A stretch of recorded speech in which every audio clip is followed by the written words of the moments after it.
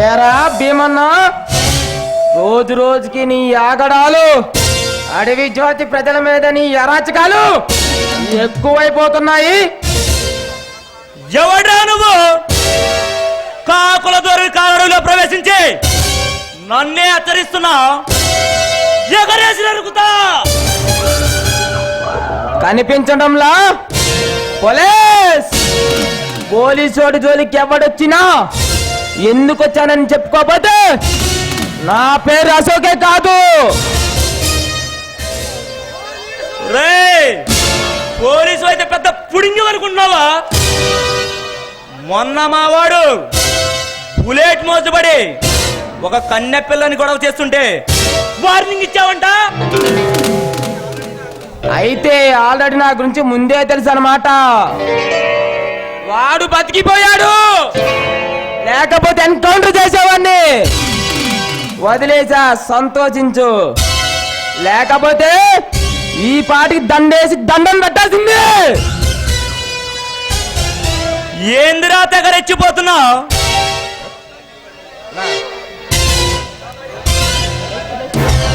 కాకి బట్టలేసావని తల పొగరెక్కి మాట్లాడుతున్నావు. మా చరిత్ర తెలిసే నాతో ఢీకుంటున్నావా? నీ చరిత్ర నాకేంట్రా పని? చరిత్ర అంటే మాది. తప్పు చేసావని తాట తీస్తా. ఏదో సన్నగా కరెంటు తీగలా ఉన్నదని టచ్ చేయాలని చూస్తే మాడిపోతావు. రే కమిషనర్, ఎందరో నీలాంటి ఆఫీసర్లు నాకు సలాం చేసి గులాములై చల్లగా బ్రతుకుతున్నారు. ఈ స్టేట్ మొత్తం నా అధీనంలో ఉంది. నేను ఒక్క ఫోన్ కాల్ చేస్తేనే నిన్ను శ్రీకాకుళం ట్రాన్స్ఫర్ చేస్తారు.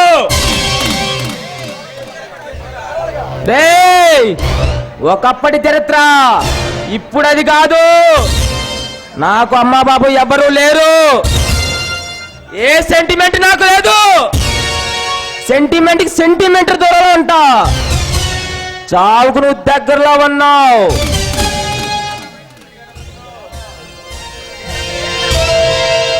లేదంటే ఏం చేస్తావు? ఉచ్చా ఉచ్చా పోపిస్తా. మీరు ఫ్యాక్టరీ కట్టాలన్న స్థలంలో గుడిసెలు వేయిస్తా. ఈ పోలీస్ పవర్ చూపిస్తా. ఏం పీకుంటావా పీకో. ఒరే కమిషనర్, నిన్ను కబరస్థానికి పంపించి నా కసి తీర్చుకుంటా.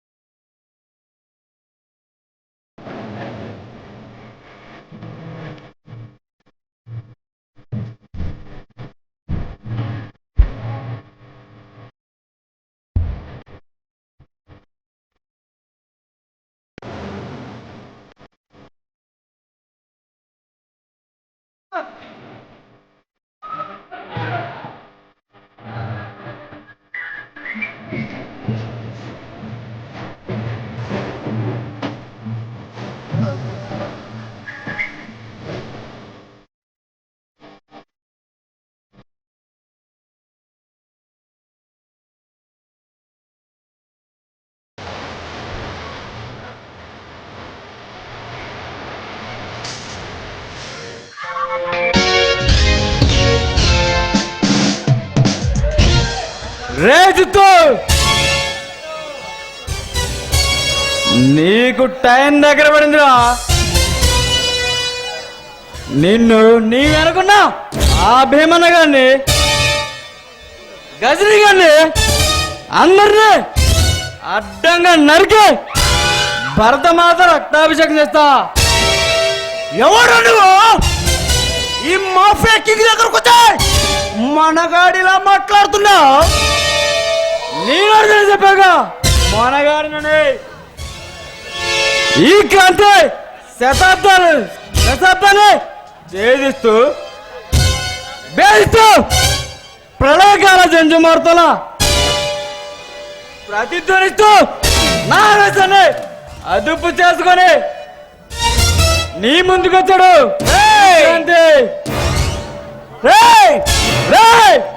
నువ్వు వస్తే నీ పియ్య అడుగుతాడేమో, కానీ నేను అరిస్తే ఏపీ మొత్తం అడుగుతుంది. శబాష్! దేశ రక్షణ కోసం నడుం బిగించిన ఓ వీర శివాజీ ఈ దేశం నాలాంటి దుష్టు శ్రేష్ఠులు ఎప్పుడో నలిగిపోయింది. ఈ దేశంలో ఈ జితేంద్రకి ఎదురే లేదు. ఈ దేశం కోసం నవ్వుతూ నా ప్రాణాలను ఇవ్వగలను, అంతేగాని నీతో చేతులు కలిపి నేను నమ్మిన సిద్ధాంతానికి ద్రోహం చేయలేను. నిన్ను చూస్తుంటే జాలేస్తుందిరా క్రాంతి. నీవు జరపడాల్సింత కాలేజా లేని వాని మాత్రం కాదు, నీ గుండెల్లో రైళ్లు పరిగెత్తించి నువ్వు చెప్పడానికి నేనొచ్చా.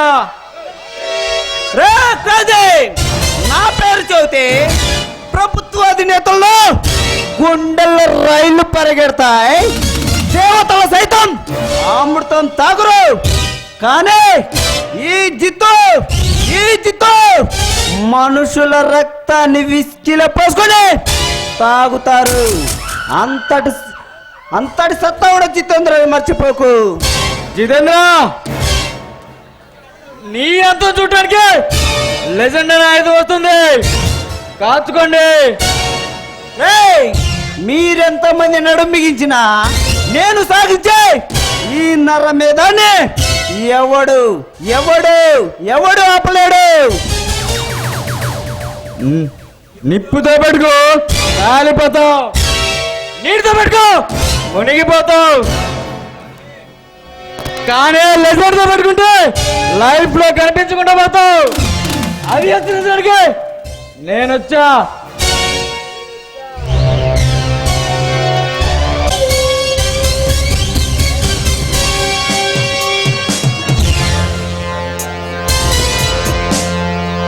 ఎక్కడే నీ లవర్ రాబోయే శ్రీవారు ఆ రాజాగాడు? ఎవరండి మీరు? మర్యాద లేకుండా మాట్లాడుతున్నారు. పళ్ళు రాలిపోతాయి, జాగ్రత్త. పళ్ళు రాలగొట్టే కార్యక్రమం పక్కన పెట్టి నా కవులోకి ఎలా రావాలో ఆలోచించు. మిస్టర్, మాటలు జాగ్రత్తగా రానే. నీకు చావు గడలు దగ్గర పడినట్లున్నాయి, అందుకే ఇలా రెచ్చిపోయి మాట్లాడుతున్నావు. చావు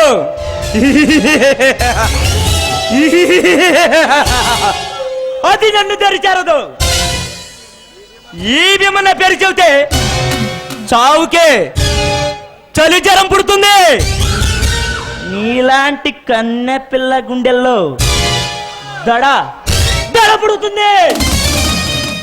ఛీ! అంటే నువ్వు అంత చెండాలు అన్నమాట. అన్నమాట కాదే, ఉన్నమాటే. ఇలా ఆడపిల్ల ఒంటరిగా ఉన్నప్పుడు అల్లరి చేయడం న్యాయం అనిపించుకోదు. న్యాయం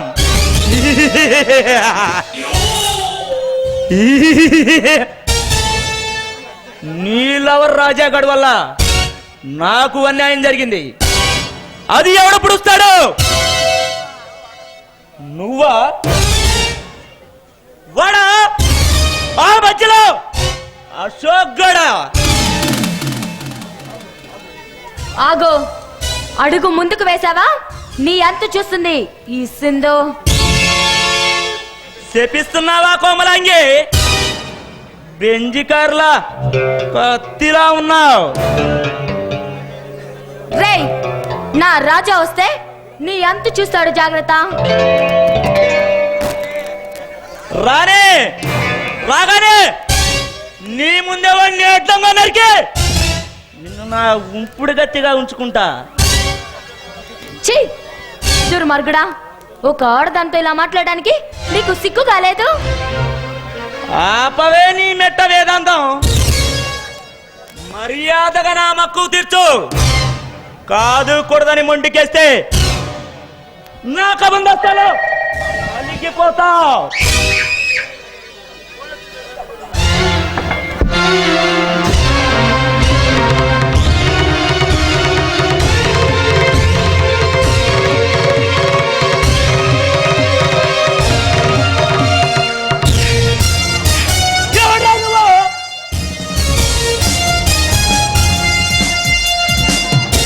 నీలజనితో పెట్టుకుంటే నువ్వు మట్టిలో కాలి మసైపోతావు. నీకు నేను మర్యాద చెబుతున్నా.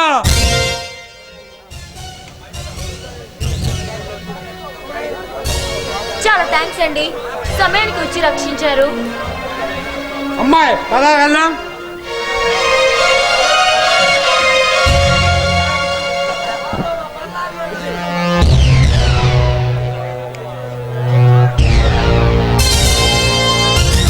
అక్కడ నిన్ను వదిలేసి వచ్చి ఈడి సంగతి సెటిల్ చేస్తా.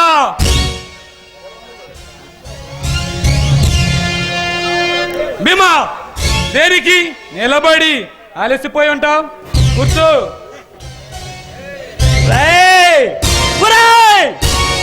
ఎవడ్రా నువ్వు? నా స్థావరంలోకి వచ్చి నాకే అతిథి మర్యాదలు చేస్తున్నా. నీ గుండె ధైర్యాన్ని మెచ్చుకుంటున్నా. వద్దు వద్దు, ఆవేశ